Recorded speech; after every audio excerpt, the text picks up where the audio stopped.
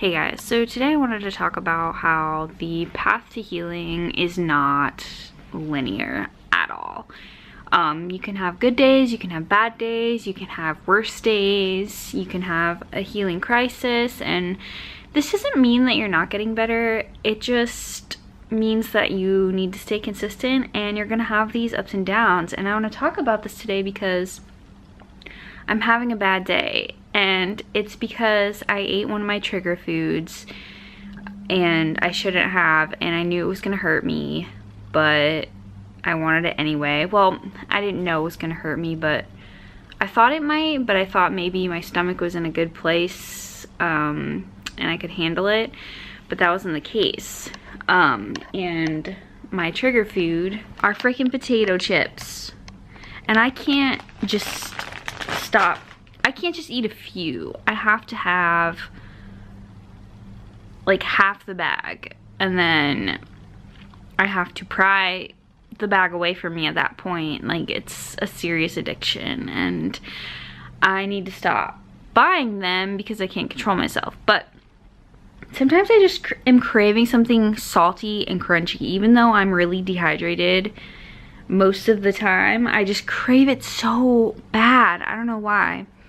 But yeah, just the path to healing, it has so many ups and downs, and it's just crazy. It's insane.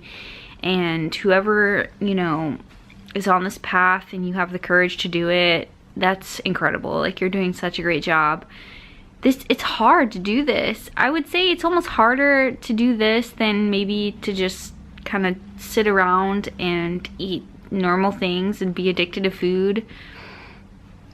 I don't know. The path to healing is really hard, and just sticking to it and just being consistent, you're going to get results. Even if you have bad days, there are going to be good days, and they're just going to keep getting better. Even if you go down and down, down, down, worse, it's going to go back up. The trigger foods for me are dry and salty things, and nuts and seeds. It seems like if I eat too many, I'm okay if I eat a few, but if I eat too many, it's definitely a problem. Also, healing crises can make me really tired and fatigued and make it seem like I'm not making any progress, but in actuality I am. It's just a healing crisis, and typically after a healing crisis you feel better. And okay, today I was checking my bag of Free Lung tea. I was smelling it because I thought it smelled a little weird, but I got some like in my, just the smell, I got the powder like in my nose and in my throat, and obviously I started coughing because there was something in my throat, but with it was like a ton of mucus. Like, I was coughing up this chunk of mucus that would just not come out, and I think it was because it was the herbs. Like, if I had just inhaled something that was irritable, I don't think a chunk of mucus would have come with it, but that's just my opinion. But yeah, so I'm finding myself recently like having to make choices that I don't necessarily want to make. I obviously want to go fast and go quickly so that I can feel better, but sometimes I need to make the decision to slow down because I am setting myself up to fail, or going too fast, I'm gonna get too many cravings and I'm just gonna end up binging. So making decisions that you don't necessarily want to make but you know is right is really important. So maybe if you feel like you want to intermittent fast one day, but you just are super hungry, it might be a good decision to just eat more fruits and vegetables than to end up eating a bag of chips later. And you just have to feel it out and make the right choice, even if it's not your first choice. And oftentimes you will probably do a lot better. I do a lot better when I make like choices like that, even though I don't want to. But yeah, I just wanted to come on here quickly because I'm having a bad day, but I'm by no means bedridden like I was, and it's just because of a trigger food that I ate, and now I'm paying for it. I actually saw a YouTube video of this girl who had stomach cancer, and she kind of went down the same path as me. She had ulcers and decided she was still gonna eat terrible food, which is weird, not a choice that I would make. And then her ulcers got worse and worse, and then she got stomach cancer, or intestinal cancer or whatever.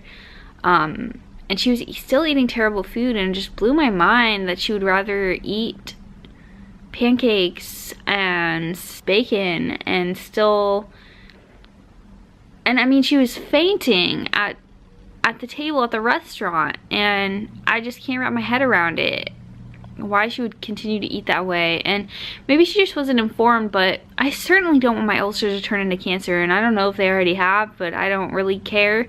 I'm not that afraid of cancer. I am doing all that I can to get better, and I will never ever ever take chemotherapy or radiation, so I'm doing everything that I can. And honestly, if I did have cancer cells in my intestinal tract, in my stomach, I'm way better than I was 7 months ago, so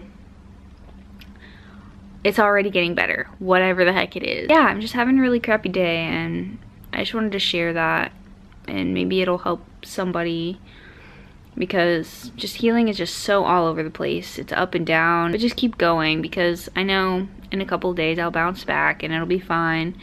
And just keep your cravings under control.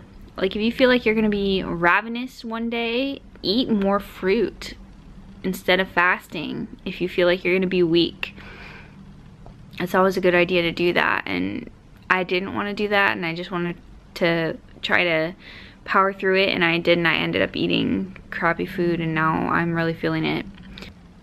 Stay strong and keep pushing. Even if you fall back, even if you take a step backwards, it's fine. You're gonna do great. Keep going. We're human.